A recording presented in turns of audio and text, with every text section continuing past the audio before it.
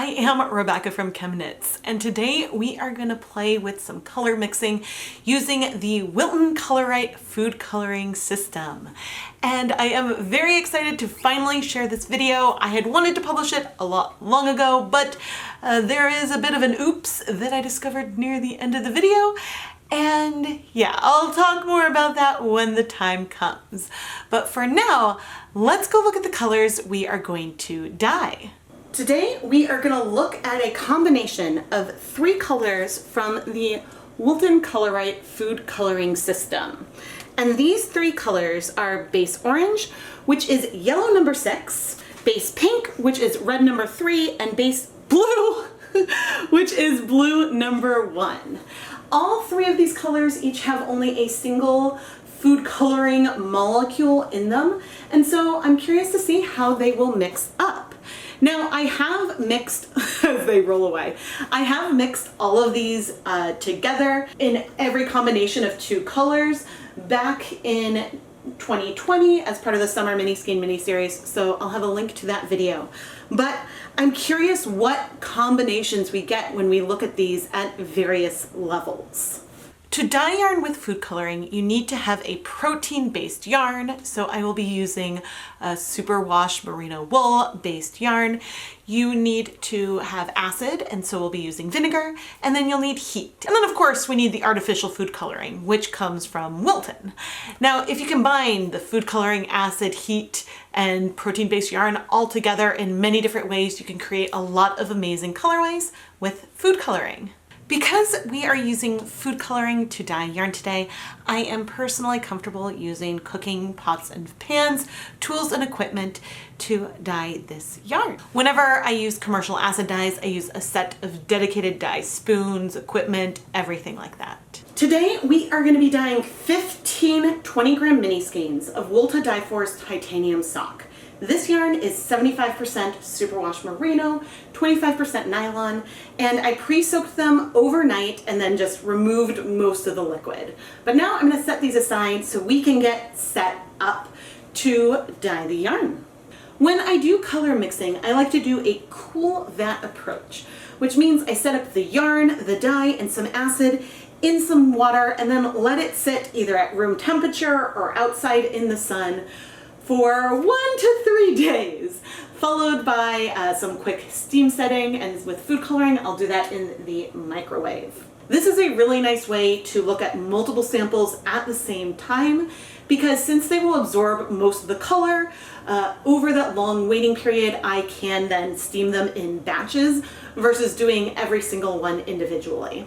In each of these 15 containers, I have 1 cup of plain tap water. With food coloring, and especially red number 3, I like to make sure that the yarn and the dye come into contact with one another before I add additional acid. So we will add the food coloring, then we'll add the yarn, and then we will add some acid in the form of white vinegar. Now we're going to look at various combinations of 2 colors and then 3 that are a combination of all 3. And we're going to be doing up to 4 drops of food coloring on each sample. So for example, we'll do 4 drops, 3 drops, 2 drops, 1 drop of one of the color, and then also do 4, 3, 2, 1, and then 4, 3, 2, 1.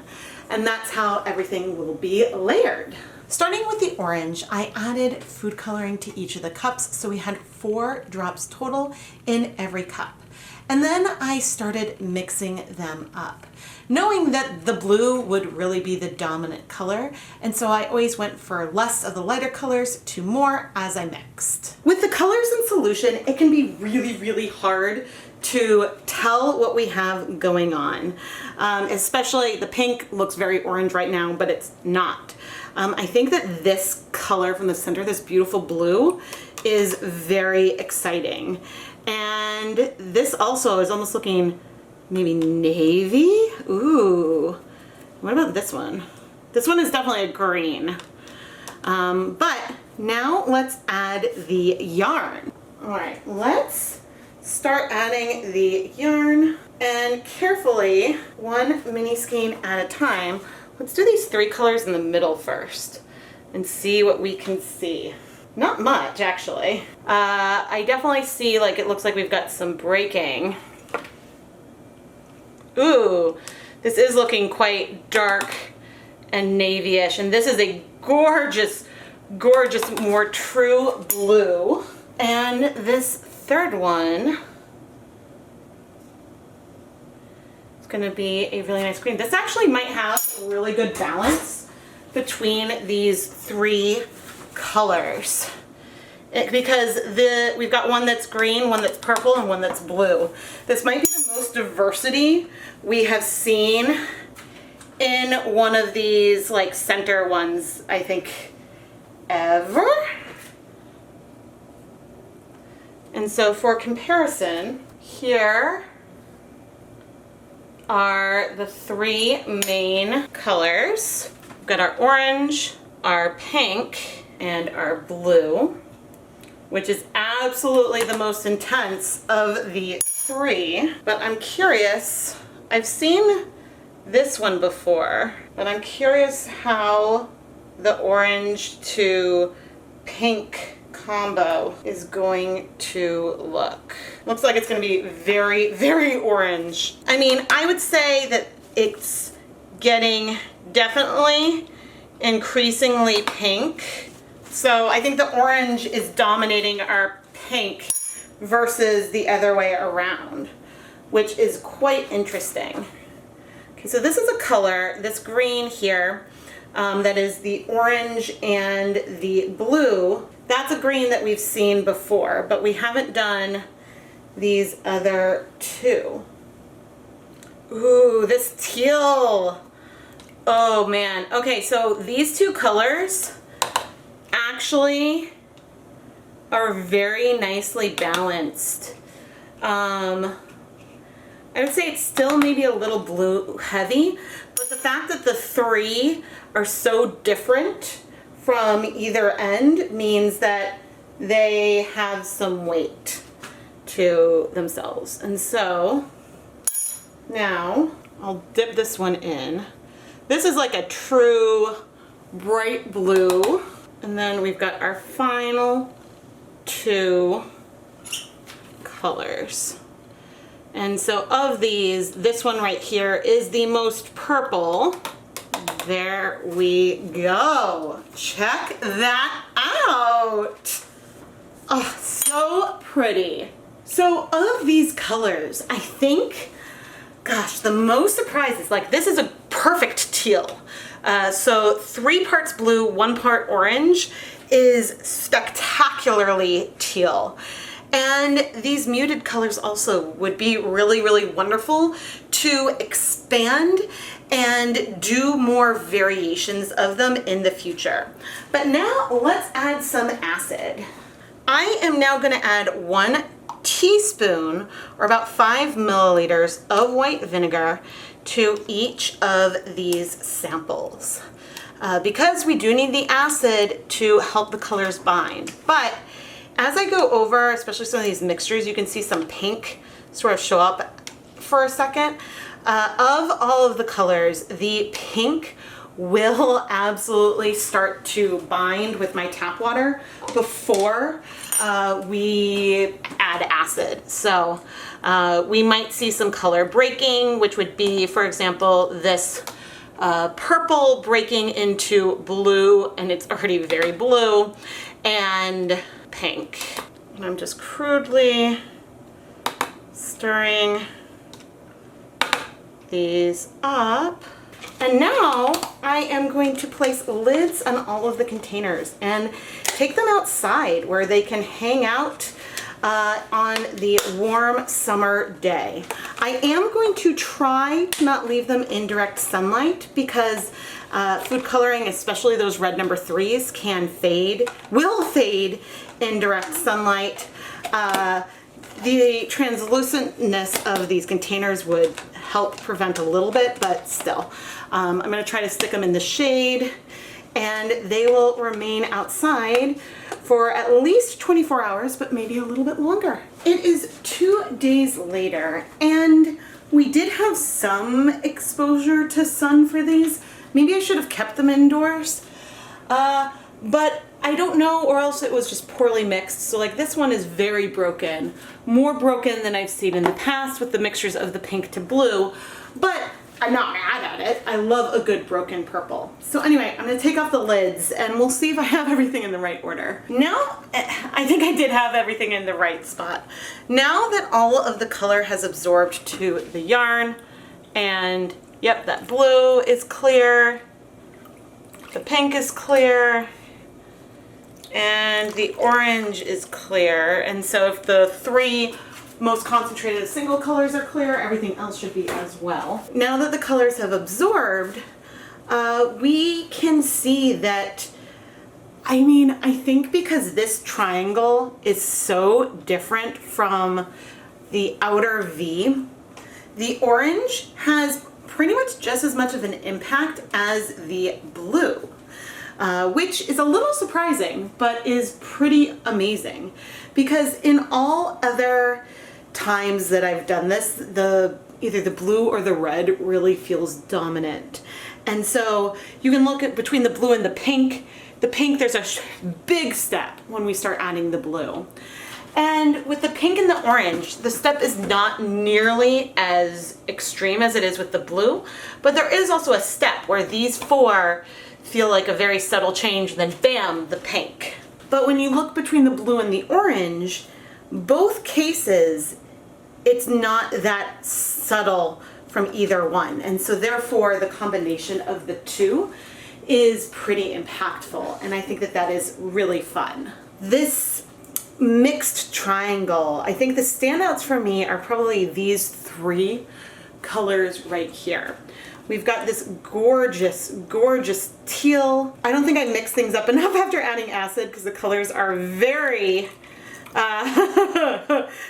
very uneven. But we've got a teal, we've got almost a navy, and then we've got this deep purpley color here, which is beautiful. I mean, this more forest type green, pine green, is really pretty as well. All the greens are, but I think that it's always fun when you can get more muted colors with food coloring. And if we had used the yellow, the three in the center would be more muted because they have combinations of all of them. But to get more muted greens, you can use that orange instead of the blue. I would say the three colors that are the most similar are these oranges, but in person, you do feel the difference. So I am going to heat set them before I add on zip ties because I think that that'll just be a little easier. Ooh, you can see the brokenness in here. That's beautiful.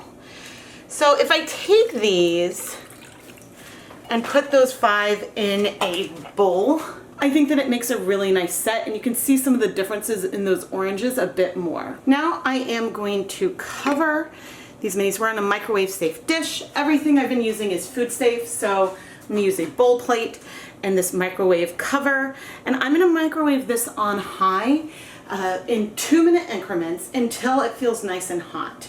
And typically for my microwave, I use a total of about 2 to 6 minutes, but I like to check in every 2 minutes to make sure that things don't get too hot. And the nice thing, I mean, this broken is gorgeous. The nice thing about doing small increments for the microwave is that the total amount of time it takes to steam everything is a little bit less. I mean, I suppose technically, it takes a little bit longer because I do need to let things cool. So the yarn ends up being exposed to, 20 to 30 minutes of heat because I let it cool completely before washing it. But oof, that's so pretty. So it's just different. And if I was doing more than 15 samples, then maybe we'll do like a huge triangle with food coloring someday. But if I had more than these 15 samples, then the microwave is a really fast way to set everything.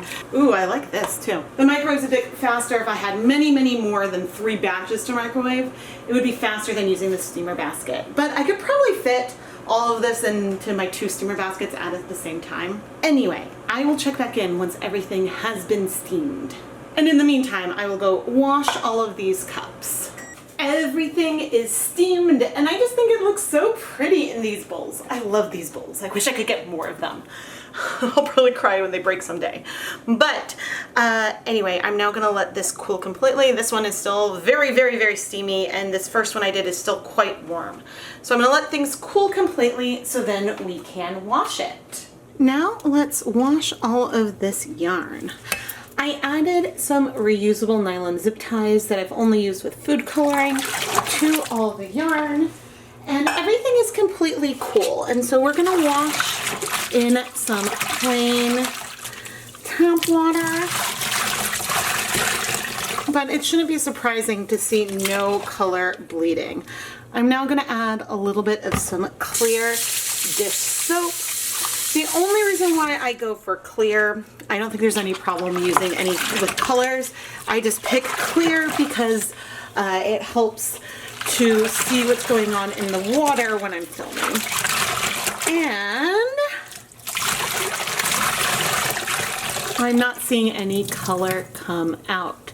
So I am going to go ahead and rinse out the soap, put all this yarn through my spin dryer, and hang it up to dry. Here is the finished dry yarn. I'm about to rearrange it into our triangle. And I would group the yarn this way into 300-gram sets, except there is a big mistake that I made while I was filming this that I'll talk about more in a moment. But first, let's look at how these colors turned out. Here we have the three colors we started with: our base pink, base orange, and base blue. And we have 4 drops of each of these colors on 20 grams of yarn. Sorry about the background noise. The landscapers had just pulled up across the street while I was starting to film this. But if we expand our triangle a little bit and look at the 1-to-1 mixtures of these 3 colors, the orange and blue give us this really, really nice, a little bit more muted green. And so that is really exciting. Now, these are all colors that we have seen before because I've done a 1-to-1 mix of orange and pink. I guess I've seen this color before as well, but we've definitely seen this row in different triangles. We got a lot of breaking of the purples this time, and I'm not sure if it's because there was some exposure to light in the way that I had this set up outside. So maybe that there was some fading of the pigment, or honestly if things just weren't well mixed up. But I do think that you can get a sense of the blue, purple, and a little more pink mixture down here. But anyway, this is not the most important row. We're really curious to see how the orange is mixing with everything. And again, my favorite color of this whole mix is this gorgeous teal that we get from the mixture of blue and orange. It's 3 parts blue, 1 part orange, and I think it's just spectacular. Finally, these 3 colors are a mix of all 3 in a 2-to-1-to-1 ratio. So 2 parts blue, 1 orange, 1 pink, 2 orange, and 1 of the other 2. And I think that of this middle section, what is the coolest thing for me here is that we've got a blue, a purple, and a green. They do feel not that close together, and so you can really feel the dominant color in each case. Granted, the blue is still dominant overall compared to both the orange and the pink, but I really like how these don't feel like 3 different blues necessarily. Like, this definitely feels more green, this absolutely feels more pink, and so that's just really fun for me. Now for my mistake. When I was preparing for the live stream, I grabbed a bag that had 10 skeins of Sheila's Titanium Minis, the 75% superwash merino, 25% nylon minis that I was planning on using. But yesterday, I discovered something in my studio. And since the bag I started with had only 10 minis left, I needed to grab 20 from another one. So I went, grabbed the bag, and grabbed 5 skeins and mixed it in. But I discovered something. When I went into my studio yesterday, I found a bag that was missing 5 skeins of the MCN High Twist sock, which is 80% superwash merino, 10% cashmere, 10% nylon. And the only other time I've used these minis was for the summer mini skein mini series, and I just made 5 sets. So this bag should not have been opened, which means that I grabbed 5 thinking that they were titanium. Now, thankfully thankfully, this is the only project that I've done where I've used titanium minis, since this mistake could have happened based on when I ordered more of the MCN high twist. The problem, I don't know which 5 are the MCN. I can't easily tell, and that is so frustrating. They do look slightly different. This is the titanium, this is the MCN. And they do feel different. Like there's a difference in, like, this one's maybe a little more smooth, this is a little more soft with the MCN.